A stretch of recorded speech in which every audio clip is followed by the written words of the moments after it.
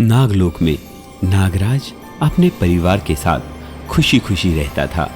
एक दिन नागराज की पत्नी इच्छाधारी नागिन धरती लोक पर घूमने के लिए आई। इच्छाधारी नागिन जब धरती पर घूम रही थी तो उसने एक बाग में देखा कि काफी अच्छे सेब लगे हुए हैं।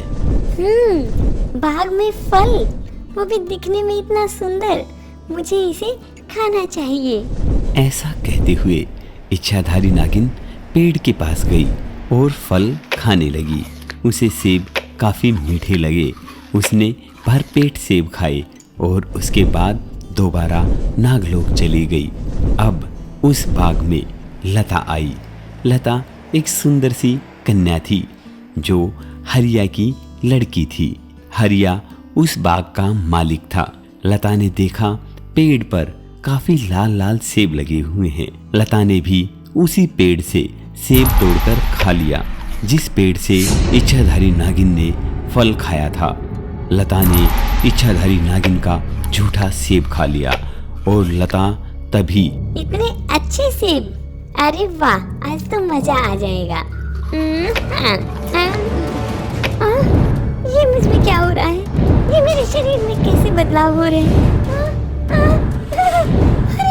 अरे, मैं तो नागिन बन गई। ये क्या हो गया? मैं तो नागिन बन गई। ऐसा कहते हुए लता इच्छाधारी नागिन बन गई क्योंकि लता ने इच्छाधारी नागिन का झूठा खा लिया था। अब लता इच्छाधारी नागिन के रूप में धरती लोक पर घूमने लगी। तभी वहां दूर दो राक्षसों ने देखा कि इच्छाधारी नागिन धरती लोक पर घूम रही है।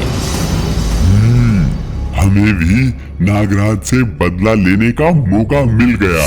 उसकी पत्नी इच्छाधारी नागिन धरती लोक पर घूम रही है। चलो हम इसे कैद कर लेते हैं। सही कहते हो, इसे कैद कर लेना चाहिए। चलो। ऐसा कहते हुए सारे राक्षसों ने उस इच्छाधारी नागिन यानी लता पर हमला बोल दिया और उसे पकड़ लिया। अब तुम इच्छाधारी नागिन हमारे कब्जे में हो। नहीं, मुझे छोड़ दो। तुम मुझे क्यों लेके जा रहे हो? आखिर तुम लोग हो कौन? अब तो मजा आएगा। अब हम नागराज से अपना बदला लेंगे। नहीं, तुम मुझे छोड़ दो। राक्षसों ने लता को पकड़ लिया था क्योंकि उसने इच्छाधारी नागिन का रूप ले रखा था और ऊपर से राक्षस भी चाहते थे कि वो नागराज से अपना बदला ले। इसलिए उन्होंने उस इच्छाधारी नागिन को चारों तरफ आग जलाकर बीच में कैद कर लिया। उनमें से एक राक्षस बोला, अब हमारा बदले का सही समय है। हम इस इच्छाधारी नागिन को मार देते हैं ताकि नागराज से हमारा बदला निकल सके। चल पागल, ऐसा नहीं करेंगे हम इसे खूब तड़पाएंगे। उसके बाद ही तो हमारा बदला पूरा होगा। वैसे भी नागराज हमारा सबसे बड़ा दुश्मन है। हाँ, धरती लोक पे हमारा ही राज होगा अगर नागराज और ये इच्छाधारी नागिन दोनों मर जाए तो। नहीं, मुझे छोड़ दो। ऐसा मत करो, मुझे जाने दो। इच्छाधारी नागिन की आवाज सुनकर वहां से जा रहे नागराज के एक दूत ने देखा कि उन लोगों ने नागराज की पत्नी यानी इच्छाधारी नागिन को पकड़ रखा है। वो दूत नागलोक में गया और नागराज से बोला, हे नागराज, आपकी धर्मपत्नी को धरती लोक पर रहने वाले दुष्ट राक्षसों ने पकड़ लिया है और आप यहाँ पर आराम फरमा रहे हो। कैसी बात कह रहे हो दूत? हमारी पत्नी तो देखो हमारे सामने है। फिर वो धरती लोक पर कौन है जिसे वो राक्षस इतना परेशान कर रहे हैं, इतनी प्रताड़ना दे रहे हैं? धरती लोक पर राक्षस और हमारी पत्नी के रूप में किसी को पकड़ रखा है। फिर तो जरूर जाकर देखना चाहिए। ऐसा कहते हुए नागराज धरती लोक पर आ गए। जब उन्होंने देखा कि राक्षसों ने एक इच्छाधारी नागिन को पकड़ रखा है जो बिल्कुल उनकी पत्नी जैसी दिखती है, तो वो एक बार समझ नहीं पाए।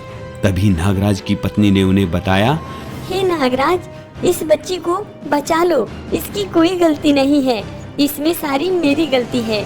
मैं धरती लोक पर आई थी और मैंने जो फल खाया, शायद इस बच्ची ने वही फल खा लिया, जिसके कारण इसका रूप बदल गया है और इसने मेरा रूप ले लिया है।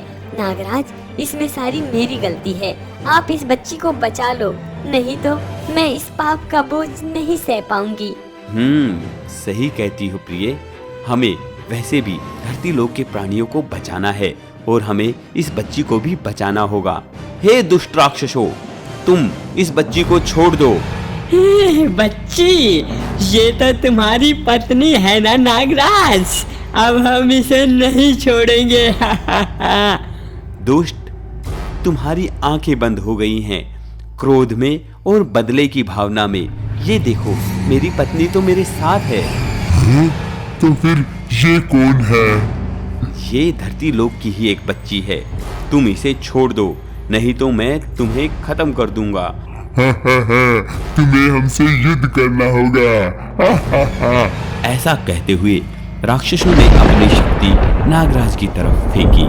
तभी नागराज ने उस शक्ति से बचाव करते हुए उन राक्षसों को आग की ज्वाला में जला दिया और उस बच्ची को बचा लिया। उसके बाद नागराज उस बच्ची के असली स्वरूप में उसको ले आए और वहां से वापस नागलोक चले गए।